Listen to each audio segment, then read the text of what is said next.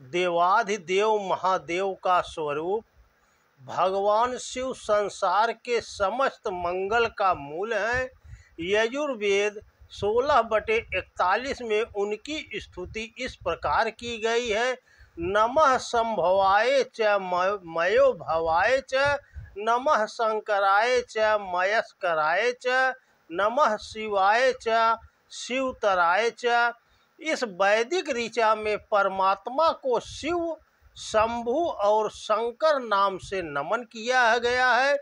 शिव शब्द बहुत छोटा है पर इसके अर्थ इसे गंभीर बना देते हैं। शिव का व्यवहारिक अर्थ है कल्याणकारी, शंभु का भावार्थ है मंगलदायक, शंकर का तात्पर्य है आनंद का स्रोत।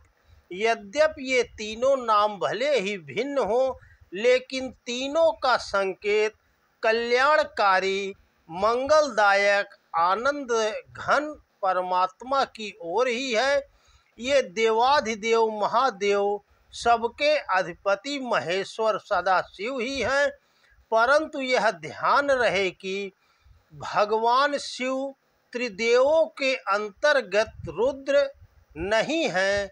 भगवान शिव की इच्छा से प्रकट रजोगुण रूप धारण करने वाले ब्रह्मा, सत्वगुण रूप विष्णु एवं तमोगुण रूप रुद्र हैं, जो क्रमशः सृजन, रक्षक तथा संहार का कार्य करते हैं। ये तीनों वस्तुतः सदाशिव की ही अभिव्यक्ति है, इसीलिए ये शिव से पृथक भी नहीं हैं। ब्रह्मा, विष्णु, महेश तात्विक दृष्टि से एक ही हैं, इनमें भेद करना अनुचित है। दार्शनिक मान्यता है कि ब्रह्मांड पंच तत्वों से बना है। ये 5 तत्व हैं जल, पृथ्वी, अग्नि, वायु और आकाश। भगवान शिव पंचानन अर्थात 5 मुख वाले हैं। शिव पुराण में इनके इसी पंचानन स्वरूप का ध्यान बताया गया है।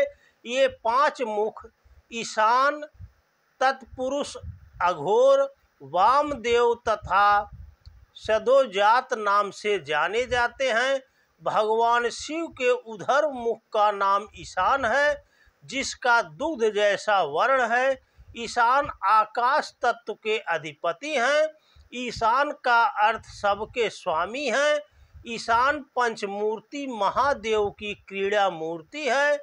पूर्व मुख का नाम तत्पुरुष है, जिसका वर्ण पीत है। तत्पुरुष वायु तत्व के अधिपति हैं। तत्पुरुष तो मूर्ति हैं। भगवान सदाशिव के दक्षिणी मुख को अघोर कहा जाता है। यह नील वर्ण का है। अघोर अग्नि तत्व के अधिपति हैं।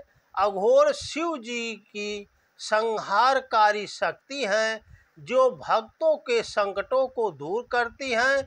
उत्तरी मुख का नाम वामदेव है, जो कृष्ण वर्ण का है।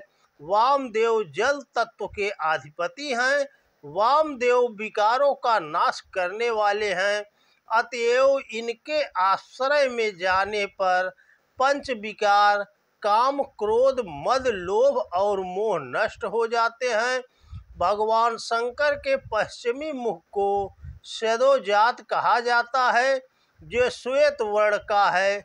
सदोजात पृथ्वी तत्व के अधिपति हैं और बालक के समान परम स्वच्छ, शुद्ध और निर्विकार हैं।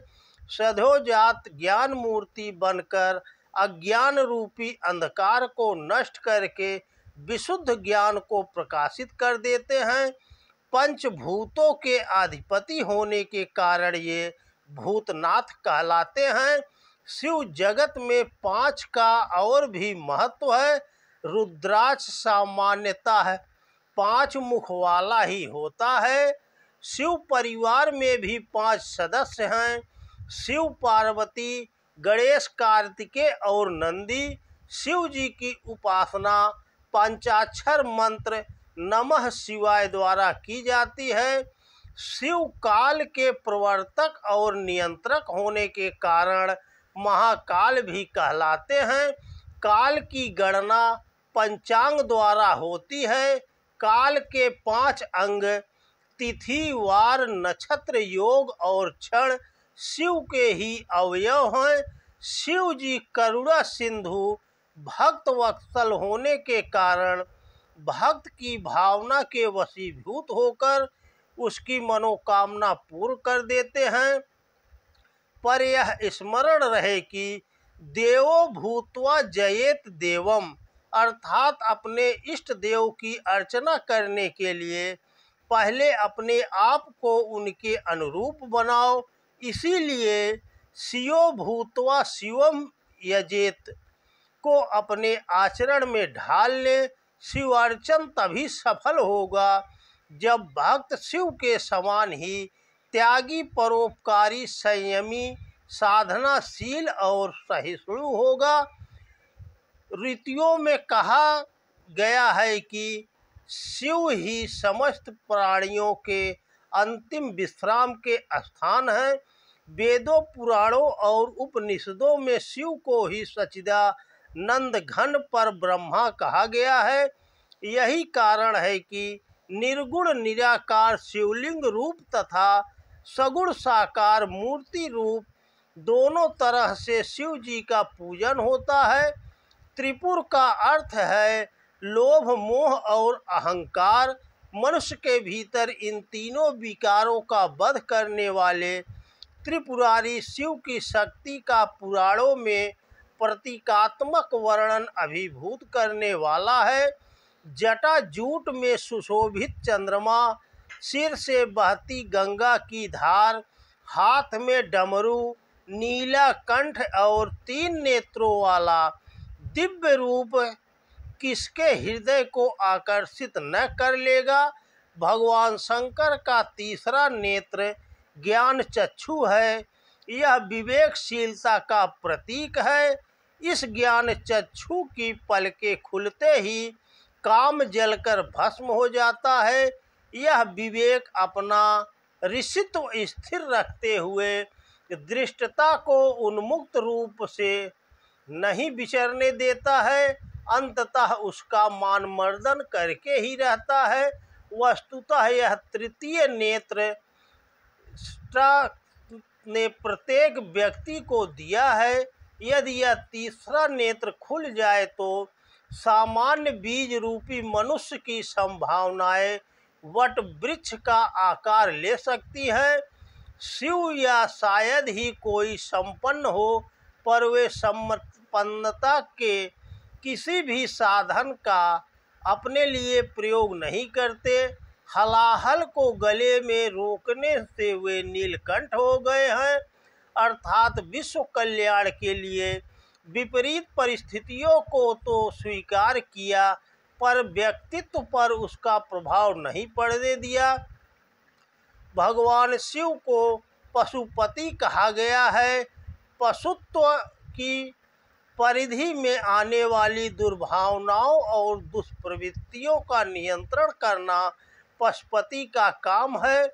नर पशु के रूप में रह रहा जीव जब कल्याणकर्ता शिव की शरण में आ जाता है तो सहज ही उसकी पशुता का निराकरण हो जाता है।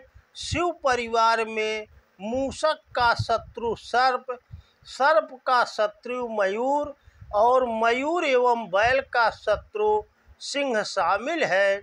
इसके बावजूद परिवार में सामंजस्य बना रहता है। शिव परिवार विपरीत परिस्थितियों में सामंजस्य बनाए रखने का अनुपम संदेश भी देता है। वृष का शाब्दिक अर्थ धर्म भी है। भगवान शंकर धर्म अर्थात कर्तव्यों के भी अधिपति हैं। शिव जी की आराधना में कर्म कांड की जटिलता नहीं वरन भावना की प्रधानता है। वे अतिशीघ्र प्रसन्न हो जाते हैं, इसी कारण वे आशुतोष कहलाते हैं। जिस प्रकार हलाहल को पीकर उन्होंने देवताओं को संकट से बचाया और नीलकंठ बन गए, उसी तरह उनके भक्तों को भी उनका अनुसरण करते हुए अपने कर्तव्यों का पालन करना चाहिए। शिव तत्व को जीवन में उतार लेना ही शिवत्व प्राप्त करना है और यही शिव होना है। हमारा लक्ष्य भी यही होना चाहिए। तो ओम नमः शिवाय। हर हर महादेव।